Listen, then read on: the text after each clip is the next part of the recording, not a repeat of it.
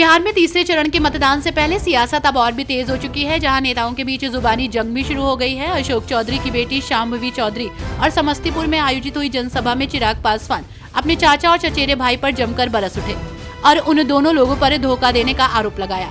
साथ ही परिवार को तोड़ने में एक जदयू नेता की तरफ इशारा भी किया।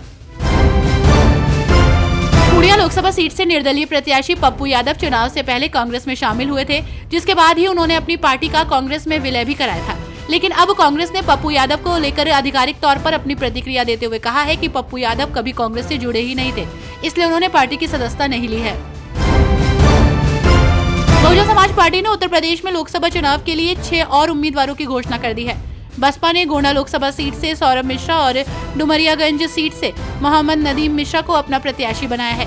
तो वहीं दावा किया जा रहा है कि कैसरगंज लोकसभा सीट से नरेंद्र पांडे बसपा के उम्मीदवार होंगे, तो वहीं संत कबीर नगर से नदीम अशरफ चुनाव लड़ेंगे।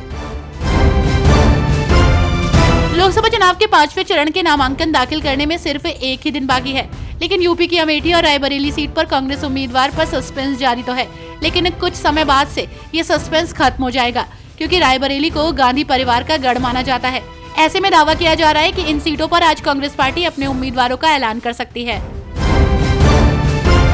प्रधानमंत्री नरेंद्र मोदी इन दिनों तीसरे चरण के मतदान को लेकर तेजी से चुनाव प्रचार में जुटे हुए हैं। इस बीच पीएम मोदी गांधीनगर में गुजरात के भाजपा मुख्यालय पहुंचे। इस दौरान पीएम मोदी ने वहां मौजूद सीएम भूपेंद्र पटेल समेत अन्य नेताओं के साथ बैठक की। साथ ही प्रधानमंत्री मोदी ने गुजरात भाजपा के मुख्यालय का दौरा भी किया। ऑल इंडिया मजलिसे इत्तेहादुल मुस्लिमीन का एक नया पैंतरा अब राजनीतिक विश्लेषकों को चौंका रहा है।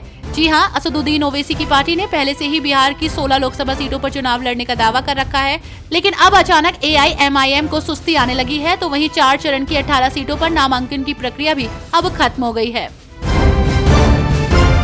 लोकसभा चुनाव के मतदान को लेकर चुनाव आयोग अपनी तैयारियों में कोई कसर नहीं छोड़ रहा है। इस बीच मतदान के दौरान यदि किसी भी मतदाता को ये लगता है कि उसने जिसे वोट दिया है वो उसके पसंदीदा प्रत्याशी को नहीं गया, तो घबराने के बजाय मतदाता इस मामले की पोलिंग बूथ पर ही जांच करा सकता है। जी हां, निर्वाचन आयोग ने इलेक्ट्रॉनिक वोटिंग मशीन में ही ऐसी व्यवस्था कर रखी है कि इस शंका का वहीं पर समाधान हो जाएगा। जम्मू कश्मीर की अनंतनाग राजौरी लोकसभा सीट पर लोकसभा चुनाव दिलचस्प हो गया है। यहाँ PDP प्रमुख महबूबा मुफ्ती के सामने अस्तित्व बचाने की चुनौती है। वहीं नेशनल कांग्रेस के लिए राजनीतिक वर्चस्व की जंग जारी है। इस सीट पर कुल 22 प्रत्याशी चुनाव मैदान में हैं, जहां पर 18.70 लाख कुल मतदाता हैं। तो वहीं भाजपा भी नए समीकरण गढ़ने में जुटी हुई है। आजमगढ़ लोकसभा से सपा प्रत्याशी धर्मेंद्र यादव 8 करोड़ रुपए के मालिक हैं। नामांकन पत्र के साथ दाखिल किए गए अपने शपथ पत्र में सपा प्रत्याशी धर्मेंद्र यादव ने अपनी कुल चल अचल संपत्ति लगभग 8 करोड़ दर्शाई है। धर्मेंद्र यादव के पास नकदी 64,000 है, तो वहीं उनकी पत्नी नीलम यादव के पास सिर्फ 6,195 रुपए है, जो चर्चा का विषय बना हुआ है।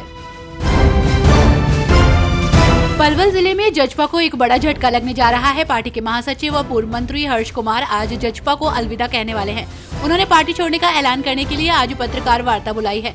आपको बता दें कि जाट नेता पूर्व मंत्री हर्ष कुमार की हतिन होडल और पलवल विधानसभा में अच्छी गहरी पैठ होने के नाते ये हतिन से 2 बार विधायक रह चुके हैं।